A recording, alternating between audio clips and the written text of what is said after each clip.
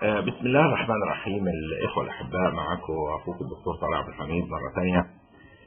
الحقيقة المرة دي أنا هتكلم عن موضوع حدث قريبا، اللي هو كان واحد اسمه أبو إسلام. أنا أرضى أن أسميه شيخ يعني، ولكن هذا الرجل أهان السيد المسيح وأهان عقيدة الإخوة المسيحيين بطريقة فظة غليظة، يعني أساءت استياء الملايين على ما أتصور، وليس فقط المسيحيون ولكن غيرهم من حتى من المسلمين اخواتهم. كله كان اسلوب فج وغير مقبول على الاطلاق.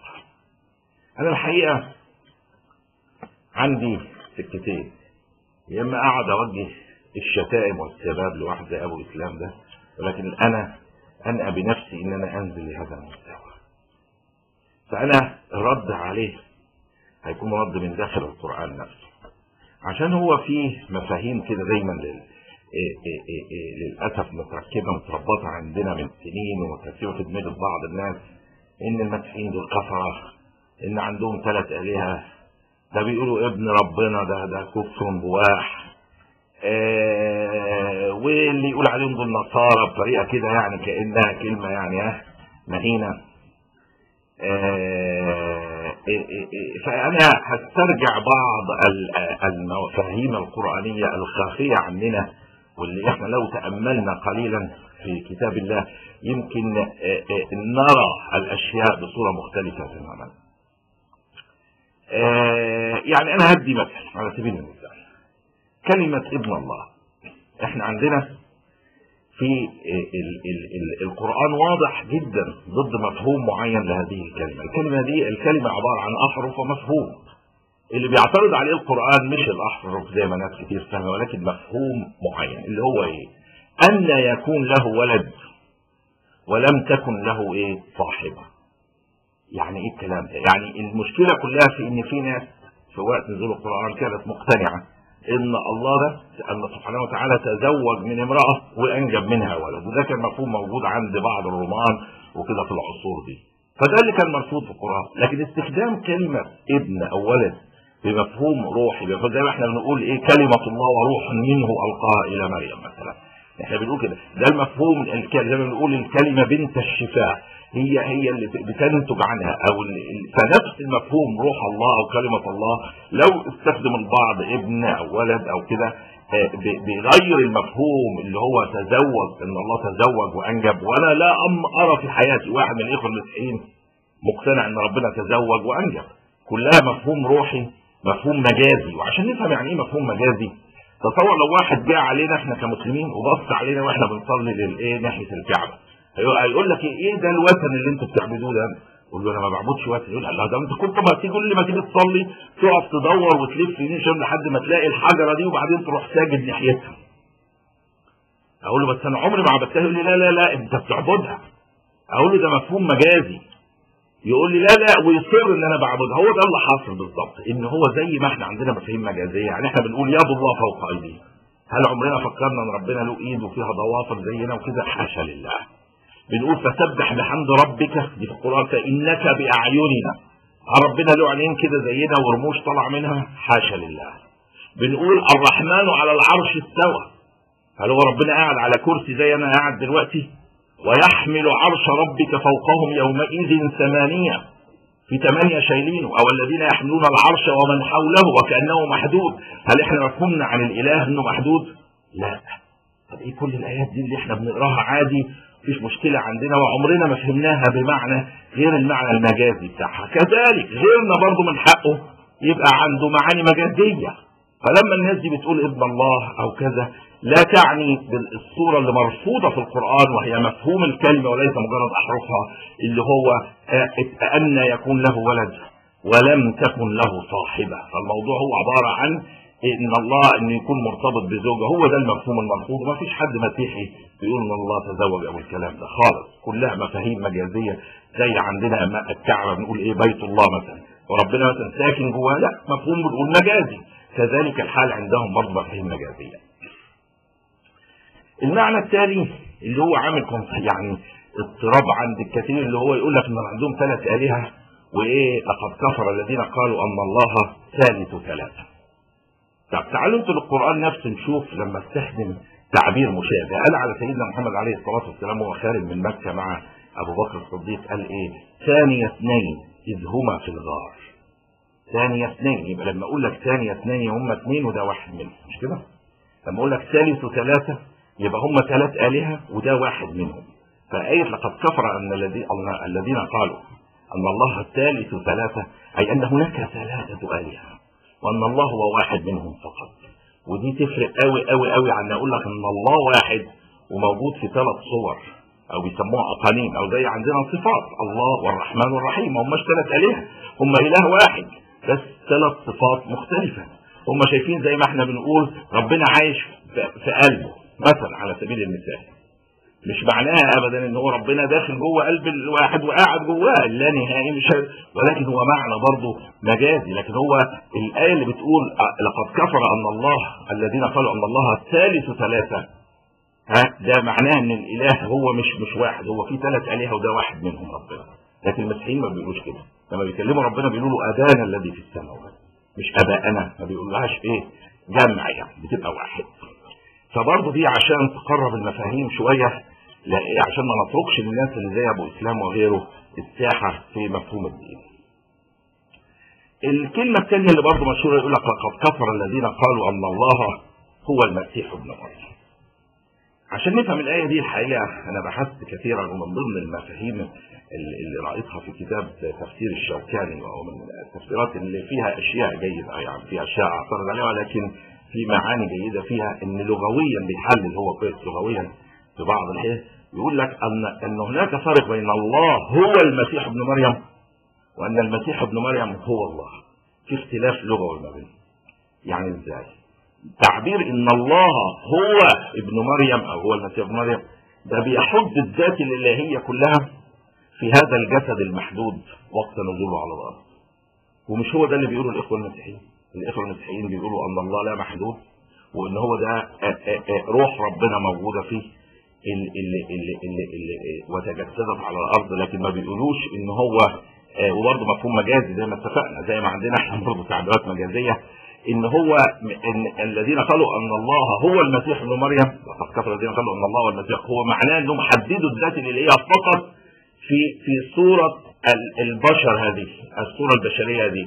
وده المسيحيين ما بيقولوش كده، بيقولوا ان الله في اكثر من صوره او اكثر من اقنوم، فهو الاله الخالق وهو الاله اللي عايش جوانا كالروح القدس، وهو الاله في نظرهم اللي تجسد ونزل كالمسيح. ودي زي ما بقول لكم مفهوم لا يعني عباده الجسد، والا كنا احنا برضه بنعبد الكعبه لما نتجه لها، فهو كلها مفاهيم مجازيه. زي ما احنا عندنا لا لازم نعرف ان غيرنا برضه عنده مفاهيم مجازيه، وزي ما احنا عاوزين غيرنا يفهم مفاهيمنا بالطريقه اللي احنا عايزينها احنا، برضه نسمع من الطرف الاخر هو باصص لها ازاي. الحاجه الثانيه يقول لك الصلب، المسيح ما اتصلبش، لا القران عمره ما قال. القران قال لك وما قتلوه وما صلبوه، ما قالش لم يقتل ولم يصلب. دي تفرق قوي، لم يقتل ولم يصلب دي يبقى ما حد صلب ولا، لكن ما قتلوه لا يتكلم عن اليهود، فالقران يبرئهم قبل حتى ما حدث. الكنيسه الكاثوليكيه برأت اليهود من ذنب قتل المسيح او صلبه. القران نفسه قال وما قتلوه، كان بيتكلم على بني اسرائيل او اليهود، مش هم اللي قتلوه ومش هم اللي صلبوه. ده لا يعني ولا ينفي احتماليه القتل والصلب. فانا بقول دي عشان ايه لغويا الموضوع واضح جدا ان هناك فارق ما بين فما قتلوه وما صلبوه وبين فما قتل او وما صلب. تفرق جدا. ما قتلوه يعني هم اللي ما قتلوهوش، لكن ده ما يمنعش ان هو قتل من حد اخر، قد يكون الرومان او غيره.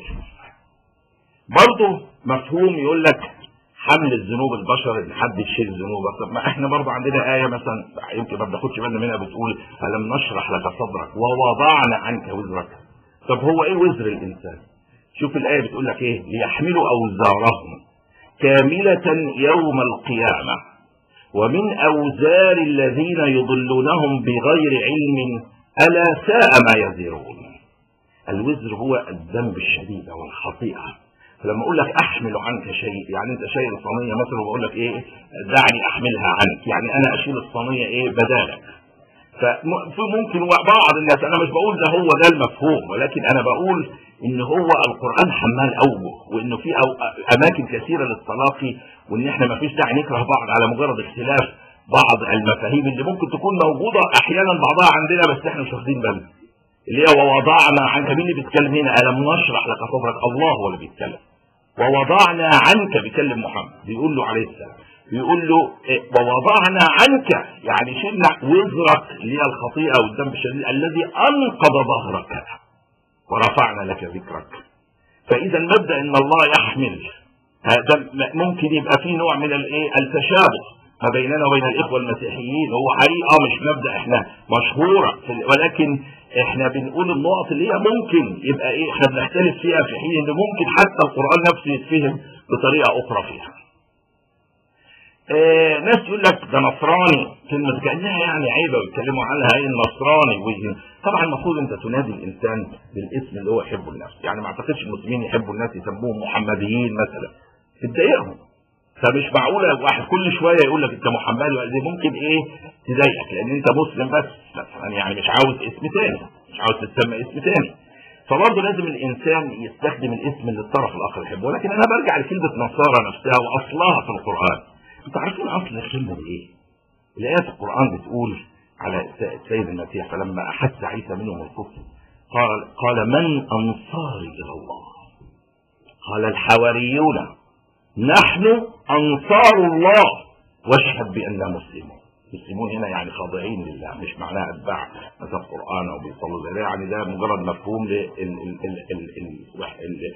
الخضوع لله الواحد والعيش في السلام مع الآخرين. ده مفهوم كلمة مسلمين ما فيما قبل القرآن. ولكن ناخد بالنا من الآية الثانية بتقول إيه؟ بسم الله الرحمن الرحيم قال الحواريون نحن أنصار الله.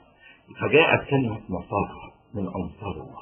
فإذا أنت يا أخي من أنصار الله أيضا، ومش فقط أنصار السنة المجموعة إذا كنت من أنصار الله حقا أنت كمسلم فأنت برضو نصارى من النصارى، ويقال عنك أنك نصارى. فما فيش داعي البعض يستخدم الكلمة دي وكأنها إهانة، بل هي قمة الشرف أن يكون الإنسان من أنصار الله سبحانه وتعالى. ليه؟ فالحقيقة دي بعض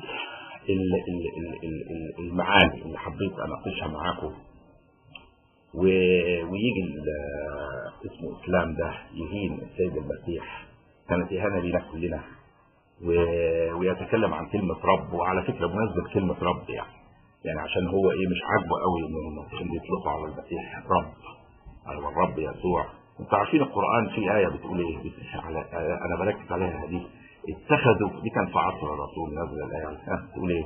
اتخذوا أحبارهم ورهبانهم. في ناس كانوا يعتبروا الأحبار والرهبان دول أرباب، يعني أربابا من دون من؟ من دون الأرباب الحقيقيين أو الله، مش كده؟ قال لك من دون الله والمسيح ابن مريم، عطفهم مع بعض. هم اتخذوا أحبارهم شوف ورهبانهم، ودي طبعا مش على كل مسيحيين، على الناس اللي نازله فيهم هذه الآية عشان بس تبقى الامور واضحه، مش بتكلم عن كل شيء. اتخذوا احبارهم ورهبانهم في ذلك العصر اللي نزل فيه اربابا من دون من دون من يستحق الربوبيه، الا وهو الله والمسيح ابن مريم. دي الايه بتقول كده، انا مش هنا اللي مالفها القران. اتخذوا احبارهم ورهبانهم اربابا من دون الله والمسيح ابن مريم. فكلمه رب يعني اللي هو بيألف عليها ابو اسلام ده يعني عشان يبقى في الصوره حتى. سيدنا يوسف يقول قال معاذ الله انه ربي احسن مثواي. فالرب هو القائد اللي هو بيقود الانسان روحيا وعقليا وفكريا.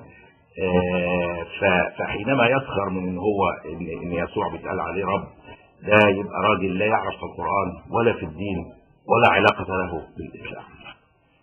واخيرا وليس اخيرا، اتمنى ان احنا نبدأ نبص على الاشياء من منظور اخر في علاقتنا باخواتنا المسيحيين، ونعرف ان في اشياء مختلفة، ولكن حتى لو في اختلاف لا من حق يحكم عليه، لان الله تعالى هو وحده صاحب الحق في الحكم على البشر. إن إلينا إيابهم ثم إن علينا حسابهم واعرف ان هو زي ما هو انا في حاجات عندي في ديني مجازيه زي يد الله فوق ايديهم او بيت الله على الكعبه او ان احنا نتجه لحجر حين الصلاه ولا معنى مش معناه ان انا بعبده، كل دي معاني مجازيه. برضه غيري عنده معاني مجازيه في دينه، وان الايات اللي انا فاكرها بتطلق معاني الكفر. وعلى فكره بمناسبه الكفر، يعني احنا القران وصف كل من يؤمن بالله بانه كافر، يعني اللي هو عاملين يعني على سبيل ان انتوا تستغربوا تقولوا ازاي الكلام. فمن يؤمن بالله ويكفر بالطاغوت فقد استمسك بالعروه الوثقى. يبقى انت عشان تؤمن بالله لازم تكفر بالطاغوت، يبقى انت كافر وانا كافر وكل المؤمنين بالله كفر بالطاغوت. فاذا كلمه كافر يعني ما تقعدوش تمسكوها على الناس قوي بالله وده كافر، فكلنا اذا امنا بالله لابد ان نكفر بالطاغوت فنكون كافرين ايضا. فالموضوع هنا في النهايه الحساب على الله، وليس الامر بالكلمات وانما بالاعمال الصالحه الخيره للناس والاخرين هي اللي بتتكلم عن الهك، هو ده اللي فعلا ينطق بيك، وافعالك الصالحه اللي تتكلم من هو الهك الحقيقي. فحتى ابراهيم والذين معه قالوا لقومهم ايه؟ كفرنا بكم وبدا بيننا، فهو كمان كفروا به. فكلمه كفر مش زي ما احنا بنمسكها بقى ده كافر ده كذا، فكلنا في الحاله في الوضع ده يبقى كفرنا بشيء. الكفر بشيء انك ترفضه، وليس يعني تبقى ذله الناس ماسكاها على حد ده كافر ده كافر. لا، الكلام ده لازم ناخد بالنا منه ونبطل اتهامات للناس بغير علم ونتقي الله، ونبدا مرحله ثانيه من التفاهم، ونعرف ان هو زي ما احنا عندنا حاجات بنفهمها بطريقه مختلفه او مجازيه برضه الطرف الاخر عنده، ونبدا مرحله من التفاهم، واللي زي ابو الاسلام دول ما نديهمش فرصه ثانيه يسيطروا على عقولنا. وشكرا لكم.